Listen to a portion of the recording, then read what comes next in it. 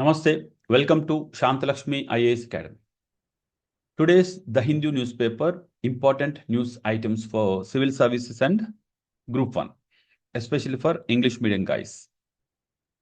So Telugu medium వాళ్ళకు కూడా ఉపయోగపడుతుంది. It's in bilingual. Okay, so ఈరోజు అంటే నవంబర్ అయిపోయిందండి. December second the Hindu news paper. First one, 40 years on toxic waste still remains. మనకు భోపాల్ ట్రాజిడీ డిజాస్టర్ మేనేజ్మెంట్లో మనకు వస్తుంది కాబట్టి చదవాలి. తర్వాత జర్మనీ ఏంజెలా మెర్కెల్, రైట్, ఏమేముంటుంది, భారతదేశంలో మైనారిటీస్ పైన అటాక్స్ జరిగాయి అని చెప్పేసి దాన్ని తన యొక్క ఆత్మకథ ఏదో పుస్తకంలో రాసింది, జ్ఞాపకాల్లో. So it's an opinion internationally how it was created. Then you don't need to read it, just to see what India's AI Safety Institute could do. ఇది మనకు artificial intelligence related applications and rescue, దానికి సంబంధించిన problems ఏంటి, వాటి నుండి ఎలా మనం rescue కావచ్చు వీటిపైన. సో తర్వాత మనం ఓన్లీ హెడ్లైన్స్ చూస్తున్నాం ఫాస్ట్గా.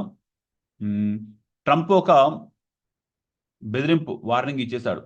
ఏంటది, డాలర్కి కనుక ఆల్టర్నేట్గా మీరు కరెన్సీ తీసుకొచ్చిన, లేదా కొత్త కరెన్సీ బ్రిక్స్ వాళ్ళు తీసుకొచ్చిన, వేరే ఇంకేదన్నా దేశపు కరెన్సీని హైలైట్ చేసి దాన్నే యూజ్ చేసిన 100% టారిఫ్స్ అంట. అంటే ఇంకా అమెరికాతో మీరు ట్రేడ్ చేయలేరు అని చెప్పేసి అంత స్ట్రిక్ట్గా వార్నింగ్ ఇచ్చేశాడు. సో అంటే ఇది ఒక బెదిరింపు లాంటిది. What happens, let's see. తర్వాత ఇది పొలిటికల్ న్యూస్, మనకు అవసరం లేదు. పొలిటికల్గా మహారాష్ట్రలో సీఎం ఎవరు అనేది డిసైడ్ కాలేదనేది చలో. తర్వాత సైక్లోన్ ఫెంగల్ మనకు తమిళనాడులో దాని ఇంపాక్ట్ చూస్తున్నాం. తర్వాత బంగ్లాదేశ్ నుండి మన దేశానికి ఎవరు రాలేదు ఈ మధ్య కాలంలో, పెద్దగా అంటే చేంజ్ ఏం లేదు, ఇంటర్నల్ డిస్టర్బెన్సెస్ ఉన్నప్పటికీ అనే ఒక డేటా ఉంది ఇక్కడ. తర్వాత ప్లాస్టిక్ ట్రీటీ నెగోషియేషన్స్ ఫెయిల్ అయ్యాయి కదా, దాంట్లో ఎందుకు ఫెయిల్ అయ్యాయి, ఎక్కడ జరిగిందండి, బూసాన్, సౌత్ కొరియా, రైట్. తర్వాత ఇవన్నీ state level news, we don't need to read. కానీ ఎక్కడైనా ఇంపార్టెంట్ ఏమన్నా మనకు మన సిలబస్లో కనెక్ట్ అవుద్ది అనుకుంటే we can read it. So Nagaland internal సెక్యూరిటీలో వస్తుంది.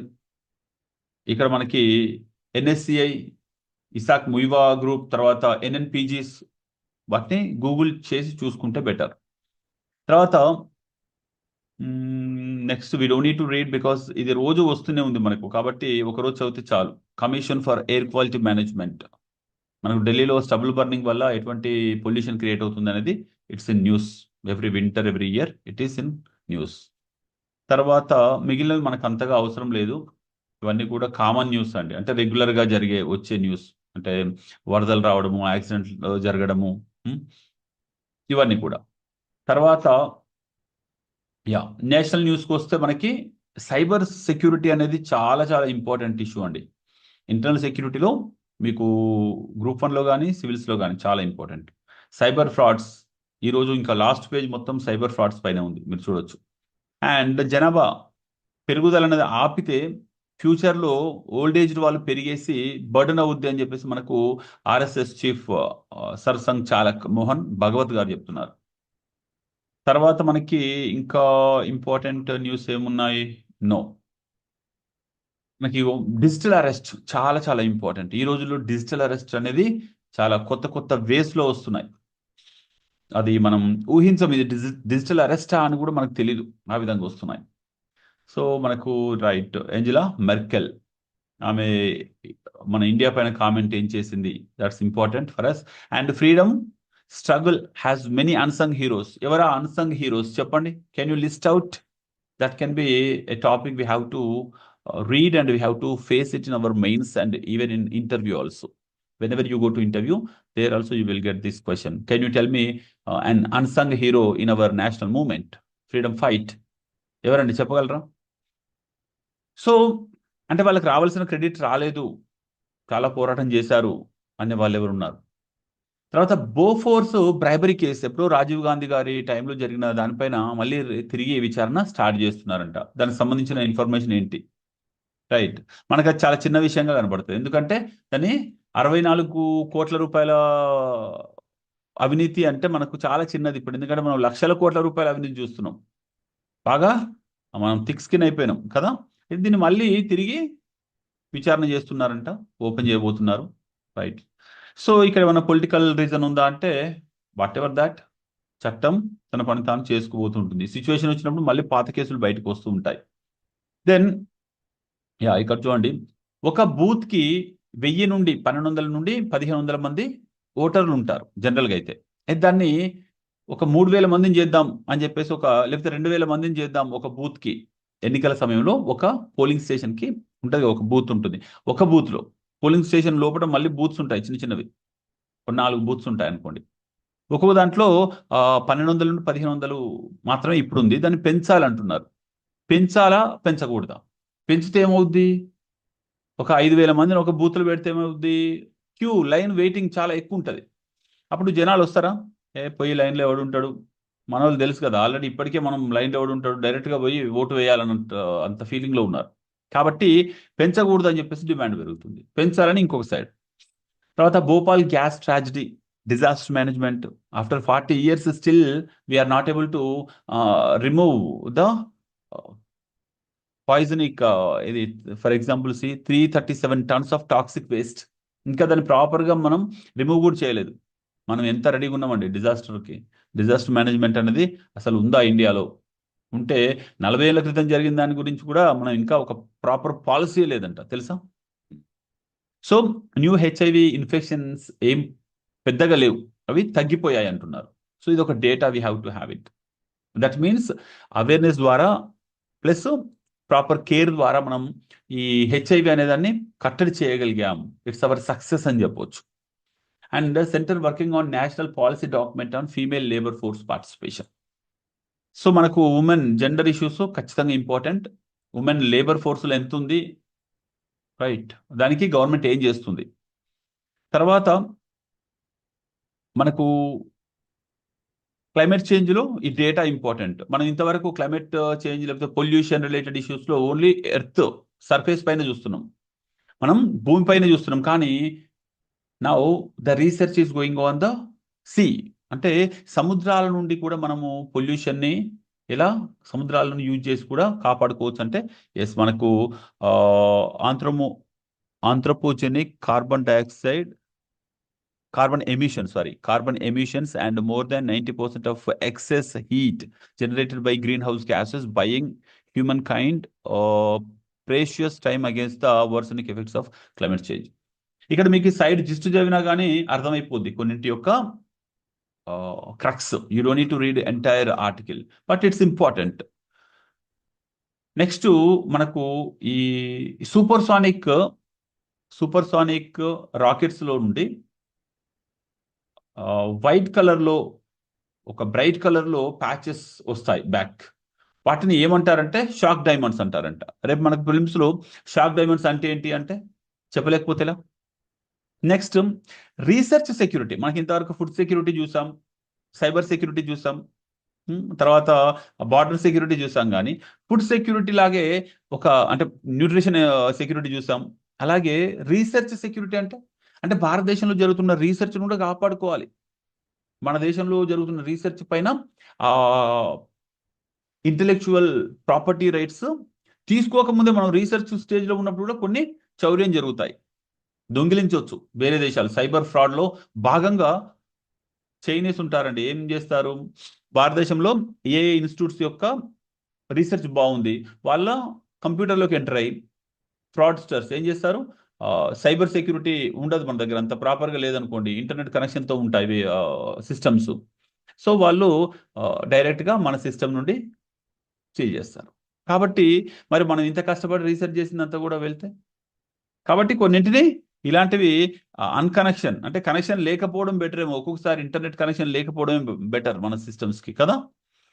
దానికి ఏం చేయాలి మరి? అది మంచి కాన్సెప్ట్. చాలా రేర్గా ఇలాంటి కాన్సెప్ట్ ఇంతవరకు మనకు న్యూస్లో డిస్కషనే రాలేదు, ఫస్ట్ టైం. తర్వాత మనకు ఈ మధ్య కాలంలో కల్చరల్ రివైవ్ అంటే గతంలో ఆక్యుపై చేయబడ్డ లేకపోతే ధ్వంసం చేయబడ్డ దేవాలయాలను మళ్ళీ రివైవ్ చేస్తూ ఉన్నారు. అందులో భాగంగా మనకు ఈ మధ్య యూపీలో కూడా చూశారు. యూపీలో ఎన్ని ఉన్నాయండి, మనకు ఆల్రెడీ డైలీ న్యూస్లో ఉన్నాయి. ఇప్పుడు వారణాసి ఉంది, కాశీ, తర్వాత మధుర, తర్వాత ఇప్పుడు సంభాల్ కదా. తర్వాత దర్గా ఏది, మన అజ్మీర్ దర్గా కూడా వచ్చింది లిస్ట్లోకి. సో ఇది ఎంతవరకు, దాన్ని మీరు ఎలా చూస్తారు ఒకసారి ఆలోచించండి. Yeah. Next, India's urban cities ఏ విధంగా ఉన్నాయి, అందులో ఉన్న హెల్త్ ఇష్యూస్ ఎలా ఉన్నాయి. ఒక మంచి ఆర్టికల్ అండి ఇది. మీరు చదివితే ఇంగ్లీష్ లాంగ్వేజ్లో, అంటే మీరు ఆన్సర్ రాసేటప్పుడు ఎంత అఫీషియల్గా ఎంత ఫార్మల్గా రాయొచ్చు, లాంగ్వేజ్ ఇంప్రూవ్మెంట్ కూడా యూజ్ అవుతుంది. తర్వాత ఇక్కడ హిజ్బుల్లా అండ్ ఇజ్రాయెల్, ఇది పెద్దగా మీరు చదవకపోయినా పర్లేదు, కాకపోతే అందులో ఒక లిటానీ రివర్ అన్నారు. లిటానీ రివర్ అంటే ఎక్కడుంది, మ్యాప్ పాయింటింగ్ చూసుకోండి. తర్వాత what India's AI safety institute could do. Okay, it's important for us, artificial intelligence and its repercussions. Then IITs and ఐఐఎంస్లలో 80% ఫ్యాకల్టీ ఎవరంట అంటే జనరల్ కేటగిరీ, అంటే సో కాల్డ్ అప్పర్ కాస్ట్ సొసైటీలో, అప్పర్ కాస్ట్లో ఉన్న వాళ్ళకి. అంటే అక్కడ రిజర్వేషన్స్ లేవా, ఒకవేళ ఉంటే అవి ఫిల్ చేయట్లేదా, this is the question here. So అన్ని వర్గాల వాళ్ళు ఉండాలి, ఉన్నప్పుడే వాళ్ళ వర్గాల వాళ్ళకి ఈజీగా యాక్సెస్ దొరుకుద్ది. తర్వాత బంగ్లాదేశ్లో ఇంటర్నల్గా ఇప్పుడు డిస్టర్బెన్సెస్ ఉన్నాయి, మనకు తెలుసు, మైనారిటీస్ పైన అటాక్స్ జరుగుతున్నాయి. ఇది కొంతవరకు డైలీ సీరియల్ లాంటిది, you don't need to read. తర్వాత గూగుల్ అనేది, ఆ సెర్చ్ ఇంజిన్ అనేది మోనోపలైజ్ చేస్తున్నది అందరి ఫోన్లు సిస్టమ్ల పైన. అది ఒక కంపల్సరీ ఆప్షన్ అయిపోయింది, బలవంతంగా అందరితో అది యూజ్ చేసేలా చేస్తున్నారు. కాబట్టి ఇది చెప్పాలంటే ఫెయిర్ ట్రేడ్కి, ఫెయిర్ బిజినెస్కి వయలేషన్. కాబట్టి దానిపైన డిస్కషన్ జరుగుతున్నాయి. ఎందుకంటే ఓన్లీ గూగుల్ మాత్రమే వాడాలి, ఆండ్రాయిడ్ మాత్రమే వాడాలి, లేకపోతే ఆండ్రాయిడ్లో ఓన్లీ ఈ యాప్సే వాడాలి, ఇలా ఇన్బిల్ట్ యాప్స్ వస్తున్నాయి. అంటే కంపల్సరీగా నాకు అదే వాడాలని, నేను బింగ్ వాడతా, నేను మైక్రోసాఫ్ట్ వాడతా, కానీ ఆ ఛాన్స్ నాకు ఇవ్వకపోతే, లేదు లేదు నువ్వు ఖచ్చితంగా గూగులే వాడాలని ఫోన్ రిస్ట్రిక్ట్ చేస్తే, so I want the freedom. ఆ ఫ్రీడమ్ అనేది లేదు, దానిపైన ఇష్యూ జరుగుతుంది. తర్వాత baby steps for a healthy stress free delivery, ఇది మనకు మ్యాటర్నల్ మోర్టాలిటీ రేట్ తగ్గడానికి, తర్వాత బేబీస్, తర్వాత ఐవీఎఫ్ ట్రీట్మెంట్స్, అంటే మొత్తం మీద మహిళలు మరియు ఈ ప్రసవ సమయంలో వేదనలు ఇవన్నీ తగ్గించే టెక్నాలజీస్ ఏమున్నాయి దానిపైన వచ్చింది. జస్ట్ ఒకసారి చూసి వదిలేయండి, you don't need to read complete news item. తర్వాత ప్రైవేట్ బిజినెస్ గురించి మనకు అవసరం లేదు. తర్వాత రెడ్ సీ, మనకు హౌతీస్ అంటే మ్యారిటైమ్ సెక్యూరిటీ పైన. రెడ్ సీ ఎక్కడ ఉంది, దాని చుట్టూ ఏ దేశాలు ఉన్నాయి, కోస్టల్ అంటే ఇక్కడ దాని యొక్క లిటోరల్ నేషన్స్ ఏమున్నాయి, వీటిపైన మనకు మ్యాప్ పాయింటింగ్ క్వశ్చన్ రావచ్చు. Then you don't need to read this. And Trump announces Kash Patel as his pick to lead FBI. ఈయన ఎవరు, ఇండియన్ డయాస్పోరా రిలేటెడ్ దాంట్లో మనం ఇతని పేరు గుర్తు పెట్టుకోవచ్చు. Remaining all are internal matters of other countries, you don't need to read. Yeah. So what else? Yeah, that's it. Then sports, you don't need to. And the last one, the last page is also important. Destiny is distorted by dark web. What is the meaning of dark web? And see, e-frauds anta. Whenever you get a question on e-frauds, that's also cyber security related. Whenever you see cyber slaves, these are the terms you have to understand. And ఈ మధ్య deep state అని international రిలేషన్స్లో వస్తుంది. Deep state అంటే ఏంటి, దాని గురించి కూడా ఒకసారి మీరు తెలుసుకోండి. దెన్ యు సీ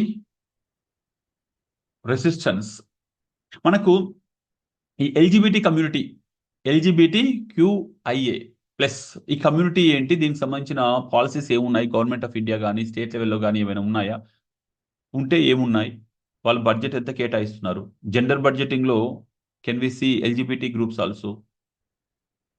సో ఇవి మనకు ఈరోజు ఇంపార్టెంట్ న్యూస్ ఐటమ్స్. సో గుర్తుంచుకోండి, 1 అవర్లో చదవాలంటే హిందూ పేపర్ని ఇంపార్టెంట్ ఏవైతే ఆర్టికల్స్ ఉన్నాయో వాటిపైన ఎక్కువ ఫోకస్ చేయండి. నేను చెప్పాను కదా, మనకు న్యూస్ పేపర్లో ఉన్న న్యూస్ని 3 టైప్స్గా డివైడ్ చేయాలి. అందులో ఖచ్చితంగా డైరెక్ట్గా మనకు ఎగ్జామ్లో కనెక్ట్ అయ్యేవి. రెండవది ఇండైరెక్ట్గా కనెక్ట్ అయ్యేవి. మూడవది జస్ట్ ఓన్లీ అబ్జర్వేషన్ కోసం అట్లా హెడ్లైన్ చదివి వదిలేయాలి. సో వీటిని ఫాలో అయితే మీరు వితిన్ 1 అవర్లో డెఫినెట్గా హిందూ పేపర్ని చదవచ్చు. అంటే ఒక్కొక్కసారి చాలా అన్ని న్యూస్ బాగున్నాయంటే దాటొచ్చు. కానీ మీరు రెగ్యులర్గా 1 అవర్ టైం అని ఫిక్స్ చేసుకొని కూర్చోండి. ఆ 1 అవర్లోనే ఫినిష్ చేసే ప్రయత్నం చేయండి. అప్పుడు టార్గెట్ ఉన్నప్పుడు స్పీడ్గా చదువుతాము, ఫోకస్డ్గా చదువుతాం. లేదంటే చాలా లిబరల్గా, రిలాక్స్డ్గా చదువుతాం. సో మనకు మనమే ఆ సీరియస్నెస్ క్రియేట్ చేసుకుంటూ చదవాలి. Okay, see you tomorrow.